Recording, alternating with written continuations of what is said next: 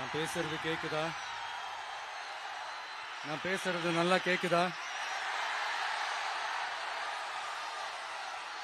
ஏன்னா காலையில நான் பேசும்போது நான் பேசுறதே ஒரு 2 செகண்டுக்கு அப்புறம் தான் எனக்கே கேட்டுச்சு. Hello hello hello hello hello கேக்குதா? இல்ல காலையில நான் பேசும்போது நான் பேசுறதே எனக்கே ஒரு 2 செகண்ட் கழிச்சு தான் கேட்டுட்டு இருந்தது. அதனால கொஞ்சம் கன்ஃபியூஸ் ஆயிட்டேன்.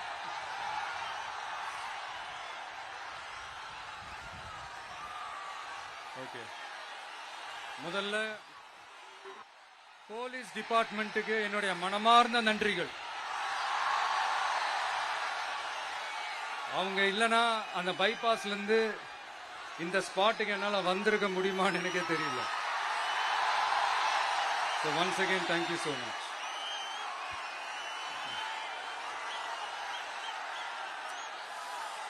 கரூர் அமராவதி ஆத்தங்கரையில இருக்கிற ஒரு ஊரு. அது மட்டும் இல்ல, இங்க ரொம்ப முக்கியமான டெக்ஸ்டைல் மார்க்கெட் ரொம்ப ஃபேமஸ், எல்லாருக்குமே தெரிஞ்ச ஒரு விஷயம் தான். அந்த மாதிரி கரூரை பத்தி பெருமையா சொல்லிக்கிறதுக்கு நிறைய விஷயங்கள் இருக்கு. அதுல எந்த மாற்று கருத்துமே கிடையாது. ஆனா இப்ப ரீசன்ட் டைம்ல பாத்தீங்கன்னா இந்தியாவிலேயே கரூர் அப்படின்னு சொன்னாலே ஒரே ஒரு பேர் தான் ரொம்ப ஃபேமஸா ஜொலிக்குது. அதுக்கு யார் காரணம்?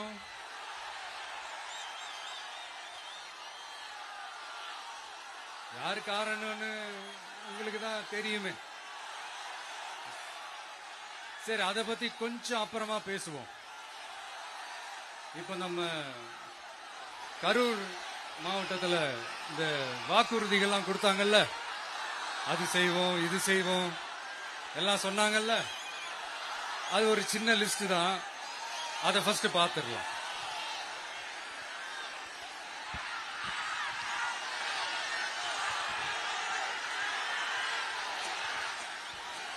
இந்த கரூர் மாவட்டத்தில் இந்த பேரீச்சை வளர்க்க சிறப்பு திட்டம் செயல்படுத்தப்படும்.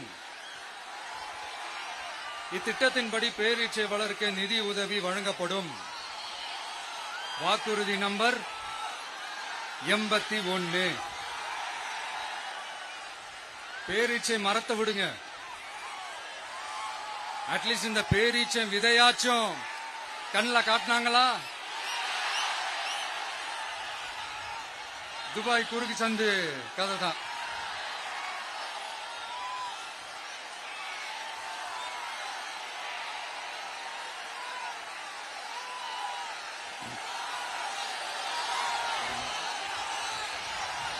போறீங்களா? அடுத்து இன்னொரு வாக்குறுதி இருக்கு. கரூர் விமான நிலையம் அமைக்க நடவடிக்கை எடுக்கப்படும்னு வாக்குறுதி நம்பர் 448. ஆட்சியே முடிய போகுது. 4.5 வருஷம் முடிஞ்சிருச்சு. இப்ப போய் ஒன்றிய அரசு கிட்ட அமைச்சர் போய் கோரிக்கை வைக்கிறாரு. என்னன்னு? ஏர்போர்ட் கட்டணும். ஐயா அமைச்சரே, இதுதான் உங்க டக்கா?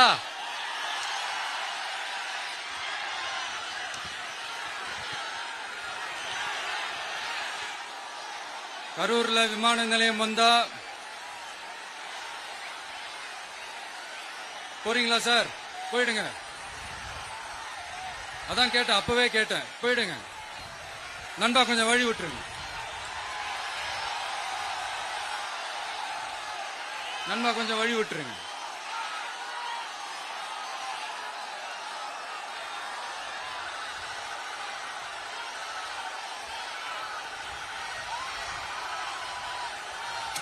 கொஞ்சம் கொஞ்சம் வழி விட்டுருங்க. போயிட்டு போயிடுங்க.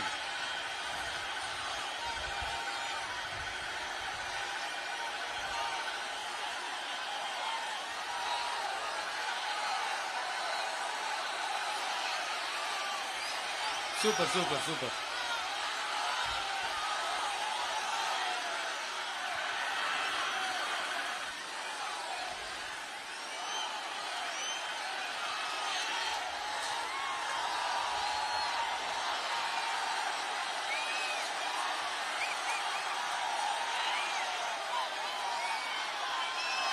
என்னப்பா ஆம்புலன்ஸ்ல நம்ம கொடி இருக்குது?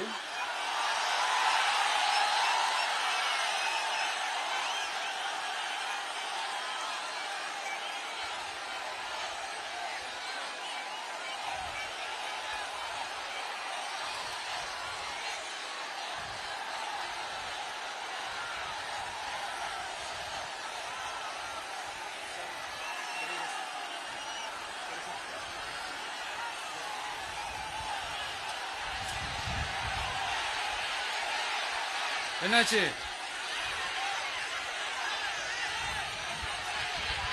தண்ணி கொடுங்கப்பா, தண்ணி பாட்டில் கொடு, தண்ணி பாட்டில் கொடு.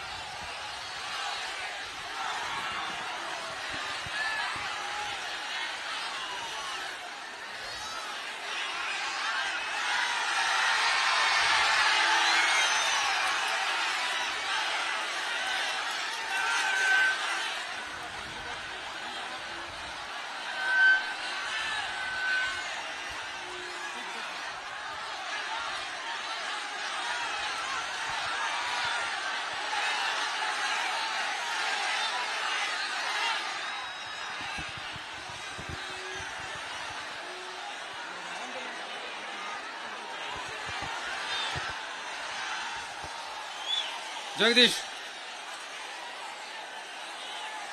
உடனே ஒரு ஆம்புலன்ஸ் கூப்பிட்டுருப்பா.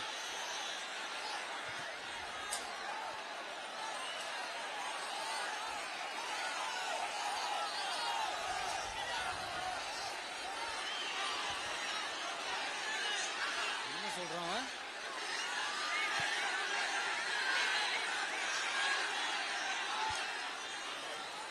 क्राउड वॉश हो गया सर, 5 मिनट थोड़ा स्पीच होल्ड करिए. माइक चेक, माइक चेक,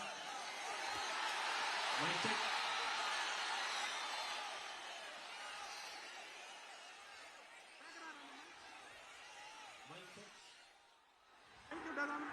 வருதா? எப்படி போறது?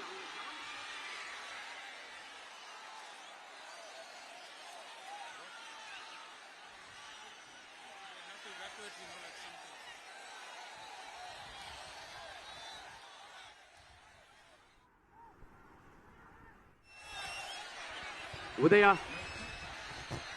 தண்ணி bottle, water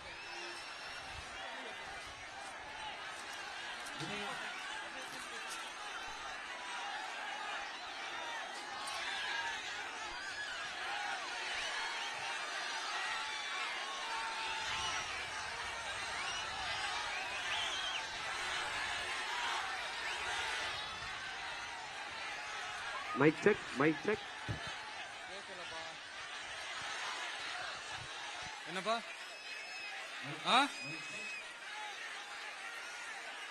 coming coming coming. Ambulance வருது வருது வருது.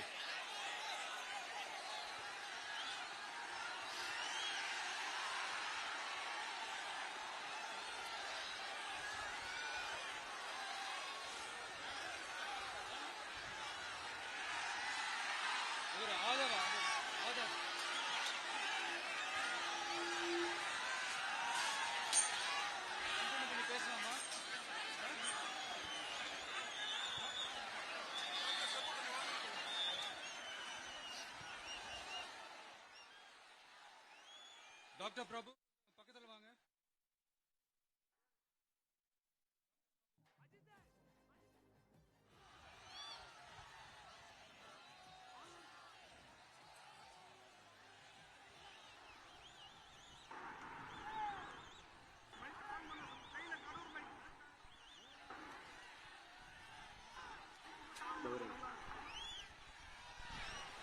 மைக் ஆன் பண்ணுங்க.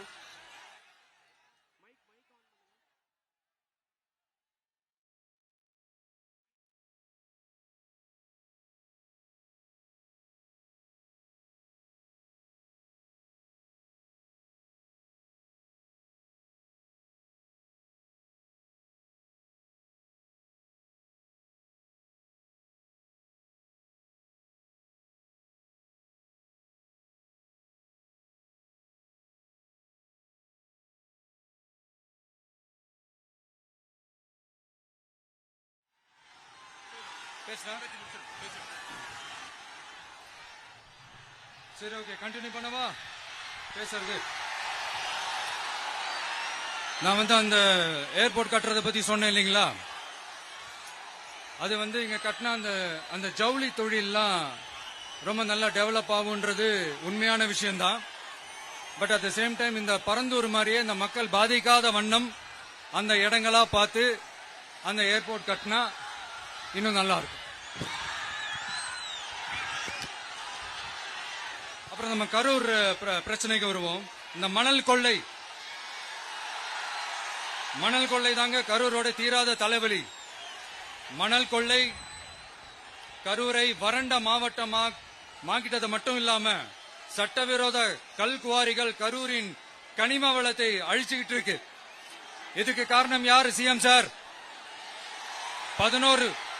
11 மணிக்கு பதவி ஏத்துக்கிட்டா 11:05 மணல் கொள்ளை அடிக்கலாம்னு ஓபனா சொன்னவங்க தானே உங்க ஆளுங்க.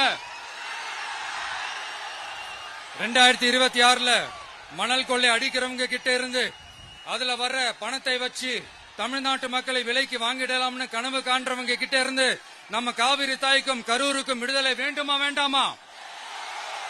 கிடைக்கும், கவலைப்படாதீங்க. தமிழ்நாட்டின் 3வது பெரிய ஏரி இங்க இருக்கிற பஞ்சப்பட்டி ஏரி. அதோட பரப்பு 1000 ஏக்கருக்கு மேல.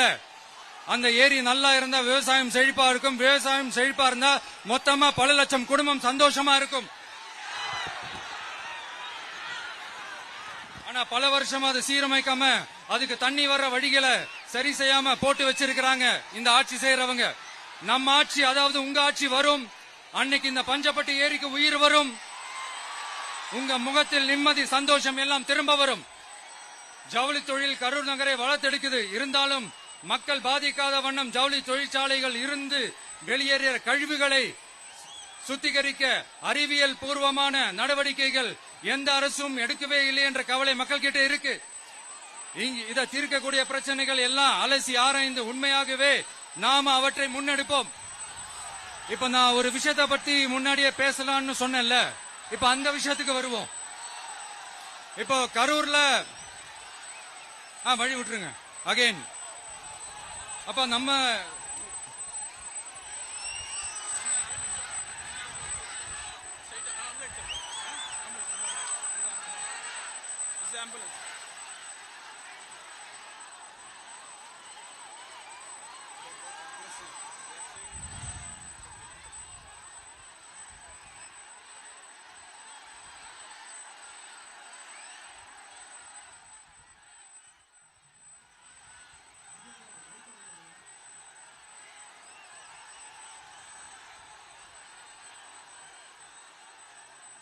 கொஞ்சம் வழி விட்டுருங்க நண்பா, ப்ளீஸ் ப்ளீஸ் ப்ளீஸ், கொஞ்சம் வழி விட்டுருங்க.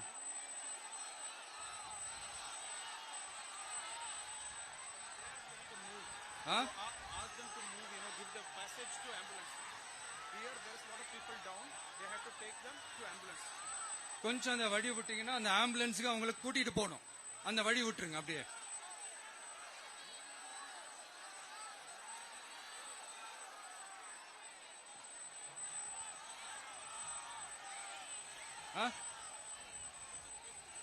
ஓகே,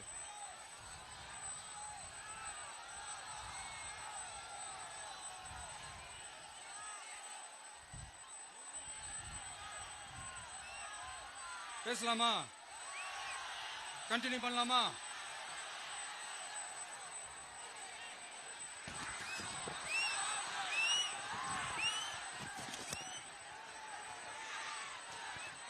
இங்க கரூர்ல இருக்கிற முக்கியமான பிரச்சனைகளை பத்தி நம்ம பார்த்தோம் இல்லையா? இன்னொரு முக்கியமான பிரச்சனைக்கு காரணமா இருக்கிற ஒருத்தரை பத்தி நம்ம பேசாம போனா நல்லாவா இருக்கும்? கரூர் வரைக்கும் வந்துட்டு அவரை பத்தி பேசாம போனா நல்லா இருக்குமா? நல்லா இருக்காதுல. எதுக்கு சுத்தி வளைச்சுக்கிட்டு ஸ்ட்ரைட்டா விஷயத்துக்கே வருவோம். இந்த கரூர் மாவட்டத்தில் ஒரு மந்திரின்னு ஒருத்தர் இருந்தார்ல, இப்ப ஒரு மந்திரி இல்ல, ஆனாலும் மந்திரி மாதிரி.